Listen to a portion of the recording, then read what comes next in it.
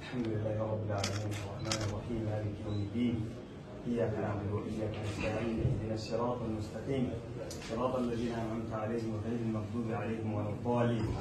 اللهم اغفر له وارحمه وعافيه واعف عنه واكرم نزله ووسع مدخله واغسله بالماء والثلج والبرد ونقه من الذنوب والخطايا كما ينقى الثوب الابيض من الدنس.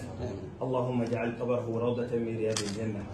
اللهم اجعل قبره روضة من رياض الجنة. اللهم اتنا في الدنيا حسنة وفي الآخرة حسنة وقنا عذاب النار. اللهم انا نعوذ بك من عذاب القبر ومن عذاب جهنم ومن فتنة المحيا والممات ومن فتنة المسيح الدجال. يا عزيز يا غفار يا ذا الجلال والإكرام، يا من إذا أراد شيئا أن يقول له كن فيكون، يا من بيده ملكوت كل شيء يا الله. اللهم اغفر لنا ما قدمنا وما أخرنا وما أسررنا وما أعلنا وما أنت عالم به منا. أنت المقدم وأنت المؤخر وأنت على كل شيء قدير.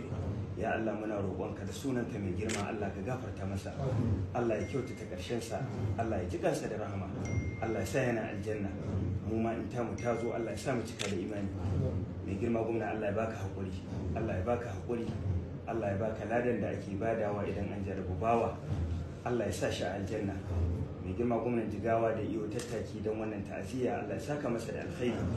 zumuncin da ke tsakaninku Allah ya ƙara danƙonsa, Allah ya zaunar da ƙasashenmu lafiya, Allah ya taimaki Jigawa da Kano baki ɗaya da Najeriya.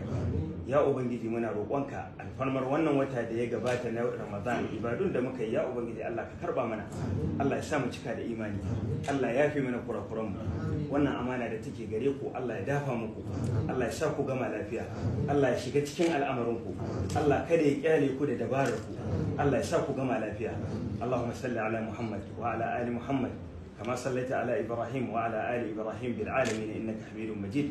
سبحان ربك رب العزة عما يصفون وسلام على المرسلين والحمد لله رب العالمين.